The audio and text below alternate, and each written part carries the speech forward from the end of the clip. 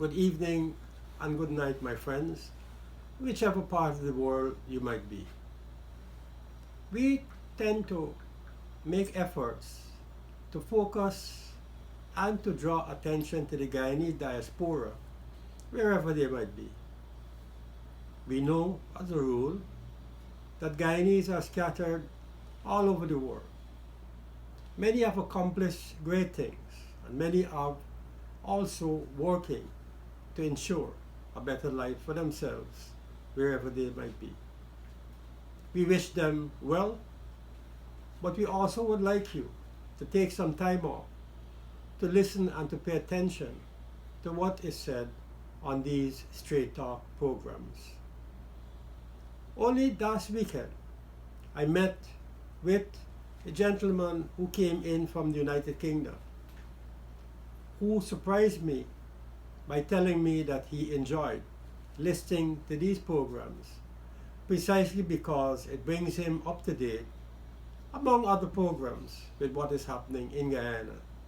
And that is what is badly needed by Guyanese overseas. So we try our best to provide information and by extension a service by bringing to the Guyanese, by bringing to them a political message once every week about topical issues obtaining in our homeland. This week, we will focus on a very historic figure in the history of Guyana. This program is going to be dedicated to Mistress Janet Jagan, an icon within the political situation and the political evolution of our country's history. In a few days' time, we will be celebrating the 99th birth anniversary of Mrs. Janet Jagan.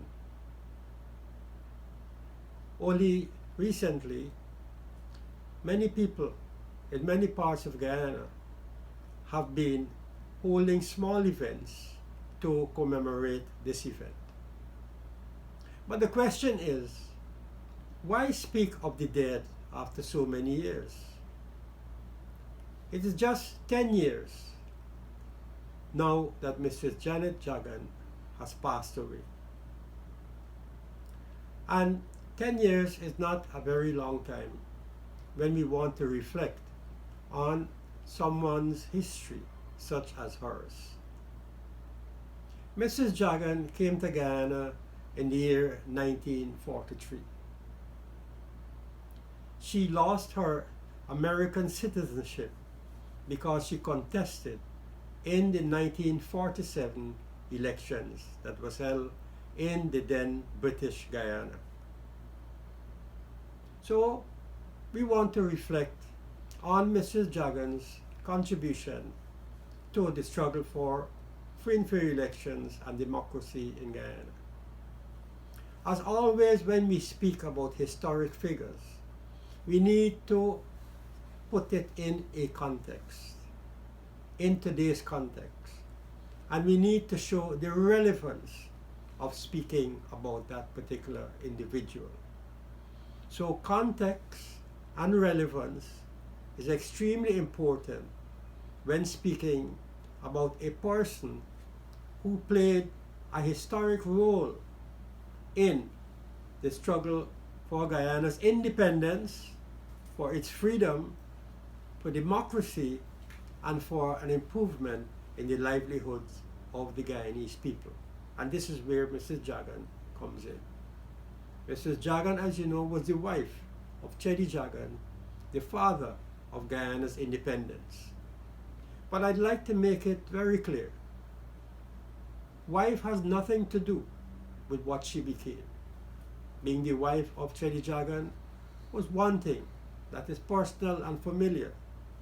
But in her own right, she emerged as a political figure and as a woman in politics in her own right, fighting not only for women's rights, but also for the rights of all Guyanese men and women.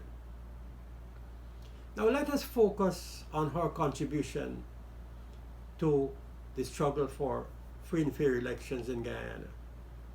Because there's some in our country who may not know about Mrs. Jagan, first of all. They may not know about her contribution, secondly. And they may have been fed with so much lies, so much falsehoods, that they don't even know, or they don't even recognize the role that she played.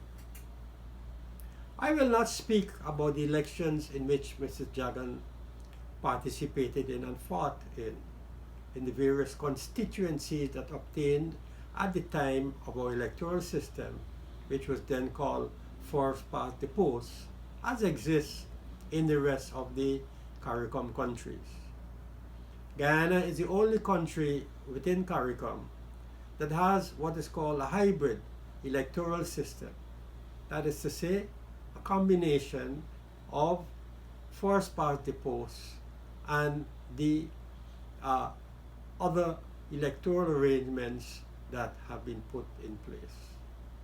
So we have a combination of the two systems. And that is where the problems have always been ever since the electoral system was changed. Now, I will not speak, as I said before, about the 47 elections which Mrs. Jagan contested and as a result lost her American citizenship. I will also not speak about the 1953 elections, the 1957 elections, and the 1961 elections, nor the 1964. Let me repeat: 1953, 1957, 1961, and 1964. In all of those elections, the PPP contested and won.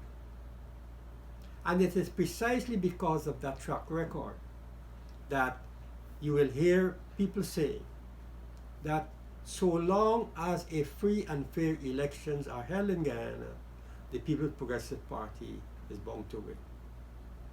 This is not rhetoric, this is not storytelling, nor these are not a fairy tale. These are facts that are proven and are etched in the history of our electoral politics. Mr. Jagan was a member of the Elections Commission between 1967 and 1979. Those were very difficult days. The type of Elections Commission that we had then is nothing compared to what we have now. At that time it was called Elections Commission. Now it is called GECOM, Guyana Elections Commission. And at that time, the People's Progressive Party had only one representative out of 3 on the commission. You had 2 from the ruling PNC and a chairman who was identified by the president or the prime minister of the country. In those days, there was no reforms that required the president or the prime minister to consult and to gain the support of the leader of the opposition. The president, or as the prime minister in those days, would unilaterally decide who he wishes to be the chairman of the Elections Commission. And so with 3 against 1, or 1 against 3, one can very well imagine how difficult it was to get the commission to agree to recommendations and proposals put forward by the PPP representative on the commission. Now, it was during that period, 1967 and 1979, that 2 of the most despicable, if not infamous, elections were held in our country. 2 of the most fraudulently rigged elections were held between 1967 and 1979. That was the period when Mr. Jagan served on the Elections Commission. Let's talk briefly about the 1968 general elections in Guyana. Mrs. Jagan was a member of the commission. The commission was controlled by the government. The government, of course, was controlled by the ruling People's National Congress. At that time, the Prime Minister was a man by the name of Forbes Burnham, and Dr. Chedi Jagan was the leader of the PPP in the opposition, the opposition leader. The elections preparation for 1968 was dogged by many difficulties and challenges. There was, for example, a sudden increase in the number of voters on the voters list by 20%. Could you imagine the voters list increasing by 20%, the numbers of voters increasing by 20% over the 1964 number that was on the list? Now, obviously, such a steep increase in the number of persons on the list was done for a particular purpose and objective. I should point out that most of the people who were included in that 20% increase on the list for 1968 elections were bogus names, names that didn't exist, names of people who had died, names of underage persons. I repeat, the names of that 20% increase on the 1968 list for voters in the elections held that year were bogus names, names that did not exist, a person who did not exist, names of people who had died, and underage persons. In other words, the list was not only a bogus list, it was a padded voters list. But that was not all. That was not all. What was discovered by an independent television team that traveled to the United States, Canada, and England was that many of the persons who were registered, were supposed to be registered on the vote and being on the voters list, what is called the overseas voters list. Now let me digress a moment here. In those elections, it was the first time that 2 or 3 varieties of voting was introduced, in addition to the normal manner of voting. There was overseas voting, there was postal voting, and there was the abuse of the proxy voting. The overseas voting, where number of people were registered to vote and to have their votes collected at the embassies and the high commissions for Guyana and sent to Guyana. An independent television team got copies of the list and visited many of the locations or the addresses where people were alleged to have registered to vote. When they visited those places, there was no one. And even when there were people in the apartment buildings, they knew no one of the names mentioned on the voters list. In some areas, there was empty house lots. In some areas, there were horses grazing on pastures. And so this became a big scandal, that the list of overseas voters was scandalous, was totally unacceptable, and was of course rejected by the then political parties, mainly the PPP at the time. There are 2 famous documentaries that one can find on the YouTube. One is called The Trail of the Vanishing Voters, and the other is called Mr. Burnham Does It Again. These 2 documentaries illustrate very convincingly how the overseas voters list was padded to the extent that it became a scandal. I would like to take this opportunity to recommend to viewers that they go on YouTube and try to locate these two documentaries. I repeat the names: Trail of the Vanishing Voters and Mr. Burnham Does It Again. I do believe that your viewing of these two documentaries will help you understand the extent to which the PNC can go to rigging elections in order to stay in government. These would be stark reminders of what we ought to bear in mind, having regard to the fact that elections are soon to be held in this country in March of next year. In 1968, apart from what I mentioned that was carried out by the PNC in order to hoodwink the voters and to stay in office, there was also instances where the ballot boxes were stuffed with ballot papers that marked PNC, that is to say, supportive of the then ruling party. In one case, one box was opened, and in that box was found a bundle of ballot papers wrapped in rubber bands. Now, one can very well imagine whether that was done by magic or whether that was done by a hook or a crook.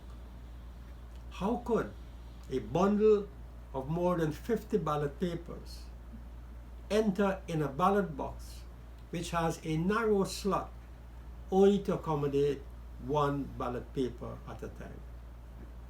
It simply meant that the boxes were secretly opened and these ballots put into their contents. That also meant that it was hurriedly done, that the thieving or the stealing that was done in such a messy manner that the fraud could not be hidden.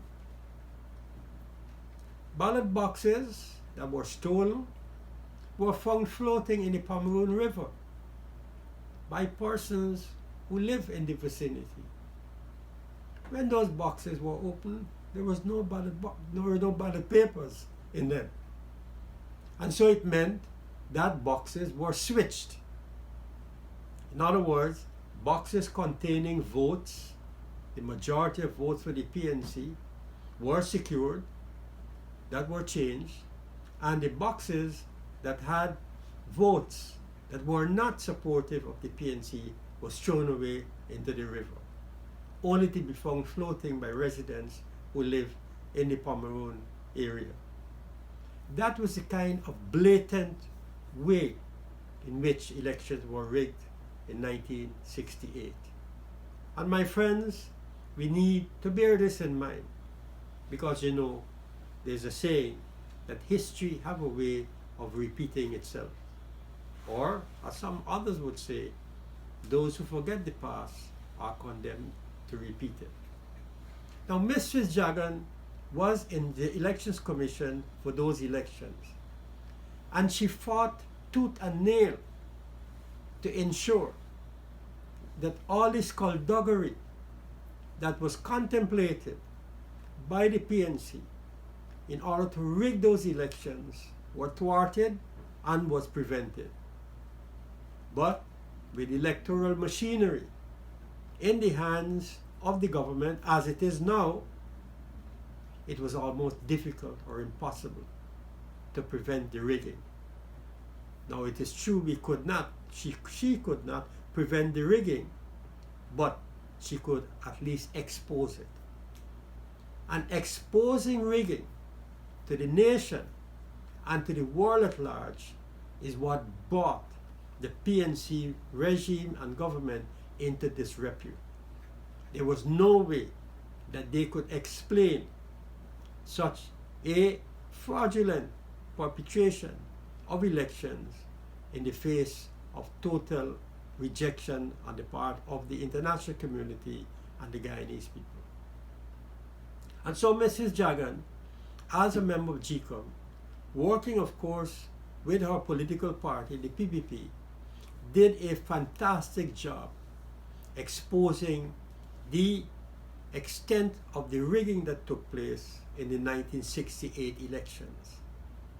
I should mention that the 1968 elections was where it all began, meaning that is where the rigging of elections began in our country.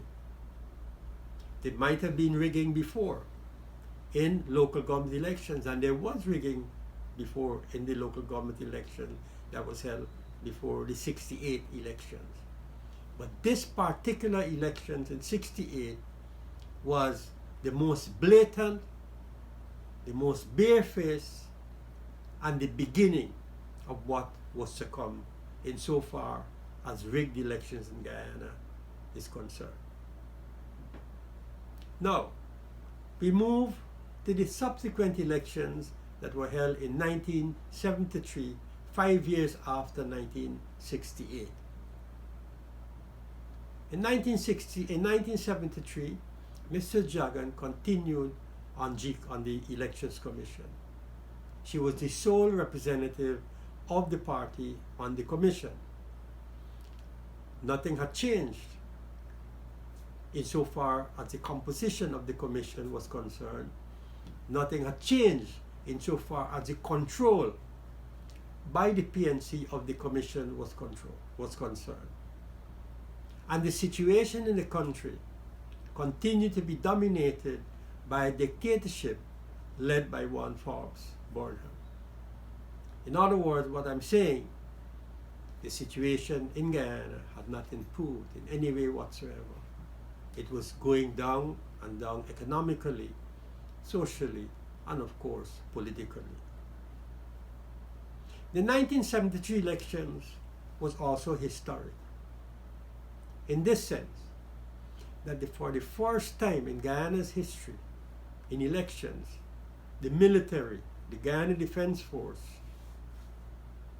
intervened in the elections, seized the ballot boxes, took them to Camp Guyana and other military installations, and did what they had to do with the votes in those boxes. It was in some cases not only after 10, sometimes 15 hours that the boxes were eventually brought to Queen's College, one central counting place, to be counted. During the period when the boxes could not be accounted for, because we knew the exact time when the boxes left the polling stations, and incidentally at that time, there was no counting of votes at the place of poll. The boxes were sealed, boxes were collected, and in some cases taken by motor cars by the presiding officer at the polling station to the central counting place. According to the rules at that time, the polling agents of the various political parties were allowed to accompany in the same car or to follow the car with the ballot boxes being taken to the central counting station. In this particular instance in 1973, neither of those two options were allowed. The polling agents were not allowed to sit in the car with the ballot box going to the central counting place, nor were they allowed to follow the car or the vehicle taking the ballot boxes where the votes were to be counted. They were prevented from doing so by the police or the army. And so these cars were stopped, searched, and prevented from going on to follow the cars with the ballot boxes inside. And so in the 73 elections, the military, meaning the Guyana Defense Force, this was the most sordid period in the history of the army in this country, seized the ballot boxes, took them to central locations unknown to anyone where these boxes were. And in the meantime, Mrs. Jagan was on the radio radio station program asking one question over and over again. At that time, there was a man by the name of Sir Donald Jackson, who was the chairman of GCOM. There was a man by the name of Sir Lionel Lockhoo, who was a representative of the PNC, and there were others. And she kept asking the question on the radio station, where are the ballot boxes? Could you imagine ballot boxes missing for 10, 15 hours and nobody knew where those boxes were? The whole operation was shrouded in history. And that was because steps were being taken again to switch votes in the ballot boxes, and when they were satisfied that they had the majority of votes in each ballot box, then they were taken to Queen's College, where they were all counted in the presence of polling agents who had gathered there. I was one of the polling agents, or one of the counting agents, that was at Queen's College for those 73 elections, sent there by the PVP to observe the counting of the votes at that location. I witnessed soldiers bringing in the ballot boxes and then placing the boxes on large tables where they were open and the votes be counted. It's almost impossible to believe the results. The PNC got a 2/3 majority in the parliament. The majority of votes in Leg 1, the majority of votes in Wakenham, the majority of votes on the Escribo codes, the majority of votes in Berbice on the Quarantine, in Kanji, in all the PVP strongholds where everyone knew that the majority of people in those locations voted for the PVP. Would you imagine that the PNC won 80 and sometimes 90% of the votes in those locations? My friends, I know this is almost impossible to believe in today's context. But in context of those days, when rigging was the order of the day, and when rigging was the only way the PNC could survive in office, it was something that one had to recognize that was not impossible to happen once the PNC was in control of the election machinery. And so the 1973 elections also became a total disaster for Guyana. What made it even more disastrous was the fact that 2 young men on the Quarantine were shot and killed by the security forces. Now it was alleged that Mr. David Granger was the commander of the army at the time. A commission of inquiry was set up by Mr. Burnham to investigate into the shooting of these 2 young men during the elections day, or the night of the election when votes and polls were closed. The person appointed to the commission to head the commission of inquiry was a friend of Mr. Burnham. He made sure that the person who was put to chair the COI, just like now, Mr. Granger tries to make sure that anyone who chairs the COI is not unfriendly to the ruling party and the ruling APNU AFC. And so after that investigation, Mr. Granger was exonerated. It was claimed that he had nothing to do with the shooting.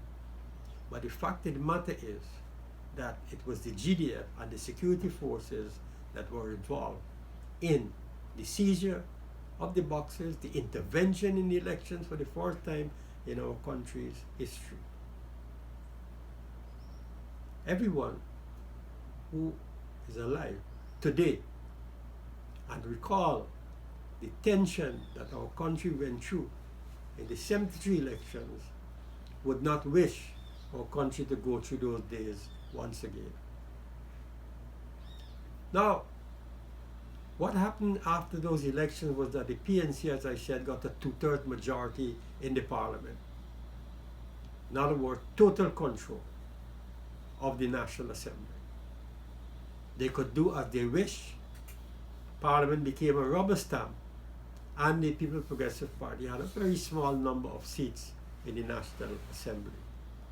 Just imagine, the largest and most popular party at the time, and up to now, the People's Progressive Party, was reduced to a mere 12, 11 seats in the National Assembly. Of course, by fraudulent elections perpetrated by the People's National Congress. Mr. Jagan again did a fantastic job in exposing the fraud that took place in the 73 elections. And that is why we speak about her role in today's context. I again repeat that when speaking about historical figures, we put them in a context and we speak about the relevance of what they did at that time in today's context.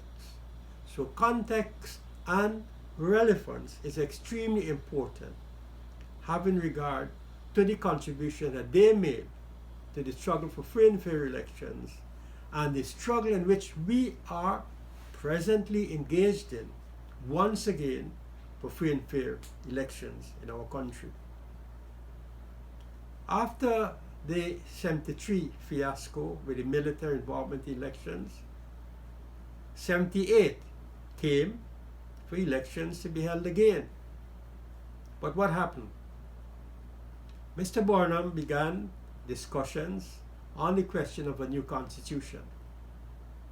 The elections in 1978 were postponed for 2 years while the discussion was going on the question of a new constitution.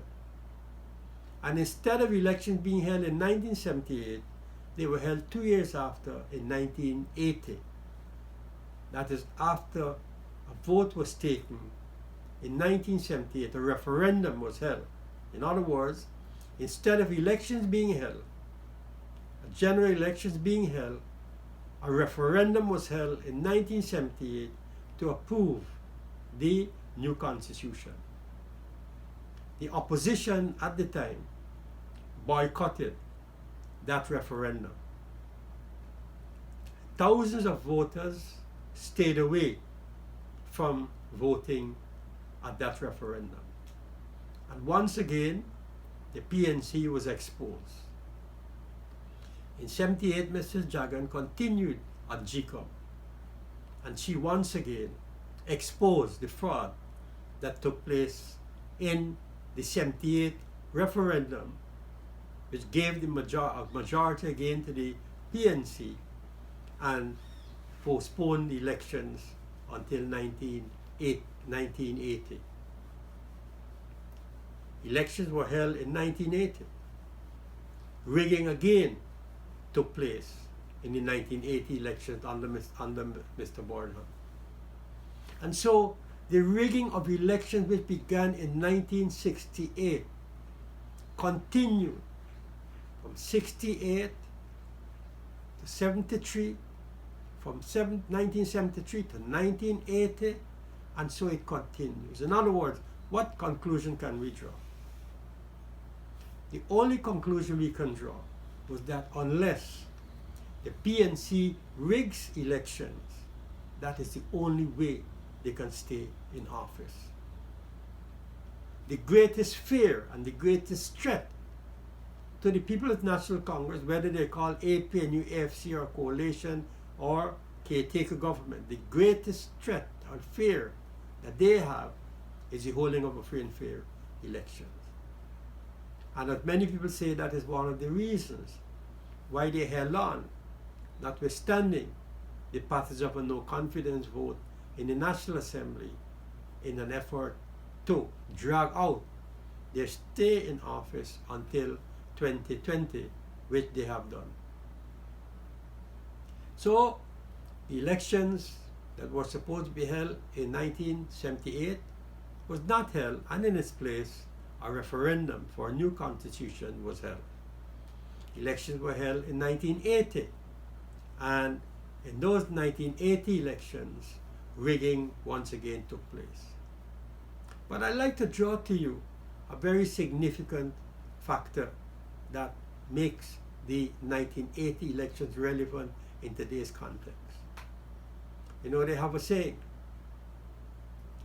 more things change, the more they remain the same. The more things change, the more they remain the same.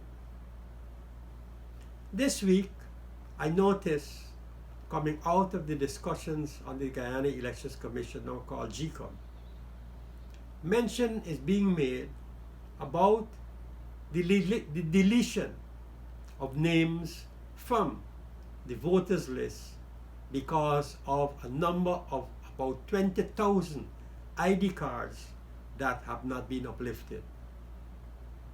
What we're hearing is that the 20,000 ID cards, or the names reflected on those 20,000 ID cards that appear on the voters list, the objective is to delete those names from the list because they have 20,000 ID cards that have not been uplifted. Now a case has been made out that there's absolutely no legal connection between voting and ID cards. ID card is mainly for the purpose of identification. There's no constitutional rule or provision that says one must have an ID card in order to vote. You have an ID card as a means of identification, but not as a means to the right to vote. So we're hearing about the deleting of names because these persons who have not uplifted the ID cards, the whole idea is to take them off the voters list. Now, taking people's name off the voters list, as was said many times already, is unconstitutional. My friends, we also hearing once again that there are a number of people whose names are on the list that need to be taken off for reasons which the PNC, only the PNC knows. And this is something that we have to watch very, very carefully. So when we hear about the removal of names from the voters list, mainly because of people who do not have ID cards, we have to view that with deep suspicion. And we know that as long as the PNC is in control of the elections machinery, they are suspect. And secondly, the whole question of trust is brought to the forefront. Very few people trust the PNC in respect of the conduct of free and fair elections. And that lack of trust, that distrust, is based on the track record of the PNC in respect to elections, which I pointed out historically from '68 to this present point in time. Elections were held in 1985 after 1980. Mr. Burnham had died and Mr. Hoyt had taken over. Those elections were also rigged. And Mr. Hoyt found himself in hot water because many people felt that with the death of Mr. Burnham, elections would be different, but that was not to be. Elections were due in 1990, but because of a list that was riddled with so much errors, mistakes, etc., a list that was totally unacceptable by the opposition, elections were once again postponed for 2 years. Now bear in mind, this is the second time in the history of our country when elections were postponed. Postponed in '78 for 2 years until 1980. Postponed in 1990 for 2 years until 1992, when the elections were held. Are we seeing something different this time? I have heard many people express fears. that what is happening now is an attempt to create confusion, an attempt to create mischief, an attempt to corrupt the voters list once again, so that elections that are due in March this year could be postponed for another period of time, perhaps 1 year or 2 years, who knows. Again, the question of trust. So we are facing a next elections. The last elections that were held in 2015, there was a lot of confusion also. And that is where the question of the fake statements of poll emerged that created the mischief and that gave the PNC the slim majority or the slim one-seat majority with Mr. Charandas defeated in the no confidence motion passage. My friends, in the annals of Guyana history in respect to elections, throughout the historical period of elections in this country from 68 up to her passing 10 years ago, Mrs. Janet Jagan's fight for free and fair elections remain as relevant and as useful if we are to successfully defeat the APNU AFC's shenanigans in order to rig the next elections. Now, we do not say that because we want it to happen. We are not going to clap our hands thinking that elections are going to be rigged.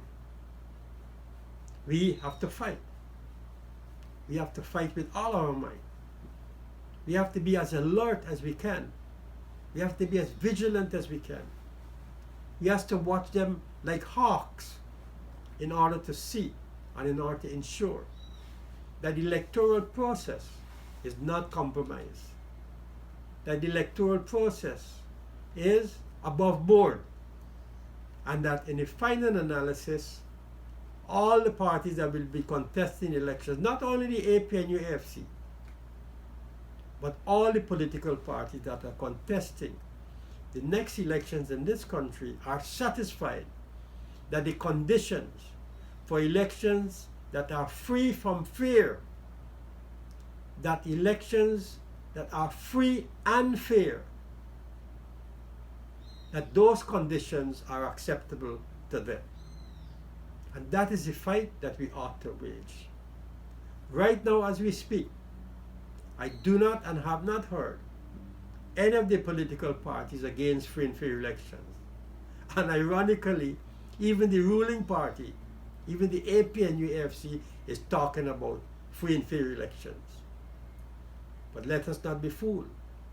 That is like a wolf in sheep clothing coming to tell us that, look, we want free and fair elections too. But behind our backs, they are quietly and discreetly working to rig those elections in order to stay in office. Friends, as we commemorate the struggle of Mistress Jagan on the occasion of her birth anniversary, let us not forget the struggles that she waged, the lessons that we learned from those struggles, and their relevance in today's context.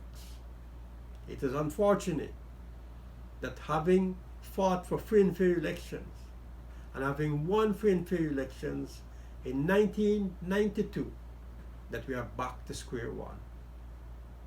We are not back to square one because we brought ourselves to this situation. As some people would be heard saying on the streets, well, we have to blame ourselves because having been warned that were the APNU AFC to get into office, situation would degenerate and we would go back to where we started out. And therefore we got what we voted for.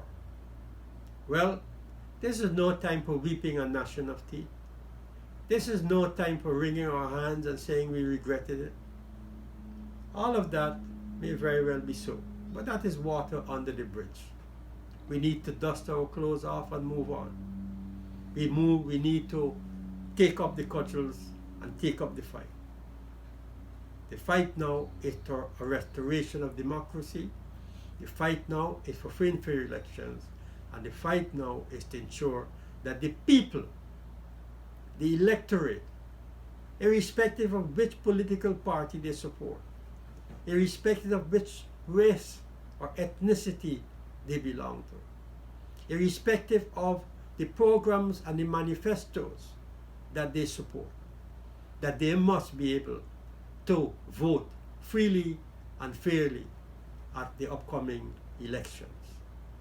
Let us be vigilant, let us be alert, and let us fight in whatever way we can, whether in Guyana or overseas, in order to ensure that peace, progress, and prosperity returns to Guyana, and that every man, woman, and child, as I keep saying, enjoys a better, prosperous, and peaceful life.